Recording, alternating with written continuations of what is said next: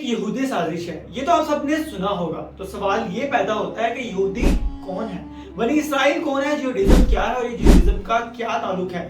آج ہم اس ویڈیو میں تمام سوالات کے جوابات جانیں گے، تو ویڈیو کو لاسٹ تک ضرور دیکھیے۔ جیوڈیزم ایک ابراہیمی مذہب ہے، یعنی اس کی ابتدا حضرت ابراہیم علیہ السلام سے ہوئی تھی، جو تقریباً 2000 قبل مسیح کے قریب تھے۔ اللہ نے حضرت ابراہیم علیہ السلام سے وعدہ کیا تھا کہ ان کی نسل ایک عظیم قوم بنے گی، اور اسی وعدے کے تحت حضرت ابراہیم علیہ السلام نے اپنے سفر، یعنی جو ان کے عراق کا سفر تھا، وہ شروع کیا اور کنعان تک پہنچنے کا فیصلہ کیا۔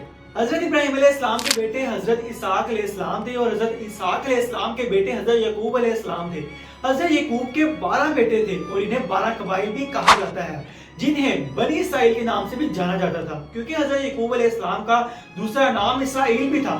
حضرت یعقوب علیہ السلام کے بیٹے ہی بنی اسرائیل کہلاتے تھے۔ ان 12 بیٹوں میں سے ایک بیٹے کا نام حضرت یوسف علیہ السلام تھا، جن کے بارے میں آپ سب نے مشہور کہاوت اور مشہور واقعہ سنا ہی ہوگا کہ ان کے بھائی ان سے بہت زیادہ حسد کرتے تھے اور ان کو کنویں میں پھینک آئے۔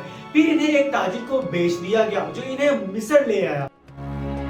حضرت یوسف علیہ السلام کا ایک معجزہ یہ تھا کہ وہ خوابوں کی تعبیر کرتے تھے، اور اس کی وجہ سے انہوں نے مصر کے بادشاہ کو بتایا کہ 7 سال خوشحالی میں ان کے گزریں گے، لیکن ان کے بعد 7 سال ان کا قحط میں گزرے گا۔ بادشاہ نے حضرت یوسف علیہ السلام کی بات سنی اور اپنے لوگوں کو بچانے کے لیے ان اقدامات کو اپنایا، لیکن جب یہ قحط کنعان تک پہنچا تو حضرت یوسف علیہ السلام کے باقی بھائی مصر آئے اور حضرت یوسف علیہ السلام سے ملاقات کی۔ یوسف علیہ السلام نے اپنے بھائیوں کو معاف کر دیا اور اپنے والد کو مصر کی دعوت دی۔ اس کے بعد بنی اسرائیل نے مصر میں ایک علاقے گوشن میں سکونت اختیار کی۔ 4 صدیوں کے بعد جب بنی اسرائیل کی تعداد بڑھنے لگی تو اس وقت کے فرعون مصر نے حکم دیا کہ بنی اسرائیل کے جتنے بھی لڑکے پیدا ہوں گے انہیں قتل کر دیا جائے گا، تاکہ ان کی تعداد کم ہو سکے۔ یہاں پر حضرت موسیٰ علیہ السلام کا ظہور ہوا۔ اللہ نے حضرت موسیٰ علیہ السلام کو منتخب کیا اور انہیں فرعون کے ظلم سے بنی اسرائیل کو آزاد کرنے کی ذمہ داری دی۔ حضرت موسیٰ علیہ السلام نے اپنی قوم کو کنعان، جو کہ توریت کے مطابق ایک وعدہ شدہ زمین تھی، واپس لے جانے کے لیے سفر شروع کیا۔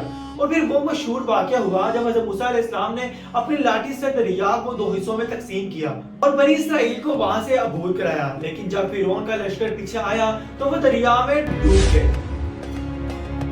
دوستوں، اس واقعہ کو ایکسوڈس کہا جاتا ہے۔ سفر کے دوران حضرت موسیٰ علیہ السلام کو طور سینا پر اللہ نے 10 احکام ملے، جو جیوڈیزم کے بنیادی قوانین بنے۔ حضرت موسیٰ علیہ السلام کی وفات کے بعد ان کے جانشین حضرت یوشع علیہ السلام نے بنی اسرائیل کنعان کو لے جایا گیا، اور وہاں پہلے بادشاہ داؤد علیہ السلام بنے، جنہوں نے یروشلم کو دارالحکومت بنایا۔ حضرت داؤد علیہ السلام کے بعد ان کے بیٹے حضرت سلیمان علیہ السلام نے 960 قبل مسیح میں پہلا ٹیمپل تعمیر کروایا۔ یہ معبد بنی اسرائیل کی عبادت کا مرکز بن گیا۔ حضرت سلیمان کی وفات کے بعد ان کی سلطنت کو 2 حصوں میں تقسیم کر دیا گیا، شمالی سلطنت اسرائیل اور جنوبی سلطنت یہود۔ بعد میں 586 قبل مسیح میں بابل کے بادشاہ نے یہود کی سلطنت فتح کی اور پہلے معبد کو تباہ کیا۔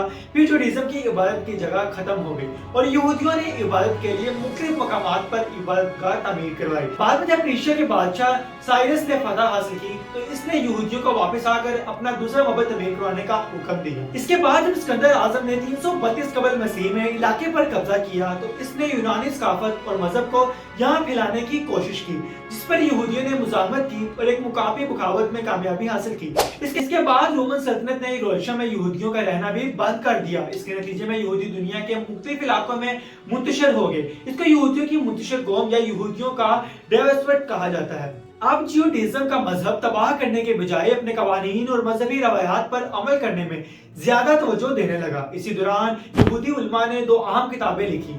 ان کتابوں میں یہودی قانون اور زندگی کے اصول شامل تھے، جو کہ بہت ہی اہم کتاب مانی جاتی ہے۔ 19ویں صدی کے آخر میں یہودیوں کی الگ ریاست کا خیال اٹھا۔ اس کے بعد دوسری جنگ عظیم میں ہٹلر کے زیر اثر 6 ملین یہودیوں کو قتل کر دیا گیا، جس کے بعد بین الاقوامی حمایت حاصل ہوئی کہ یہودیوں کو ایک الگ ریاست دی جائے۔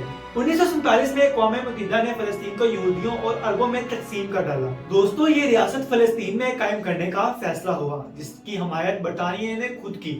1947 میں اقوام متحدہ نے فلسطین کو یہودیوں اور عربوں میں تقسیم کیا۔ Like this video, so like, comment, share, subscribe and don't forget to press the bell icon.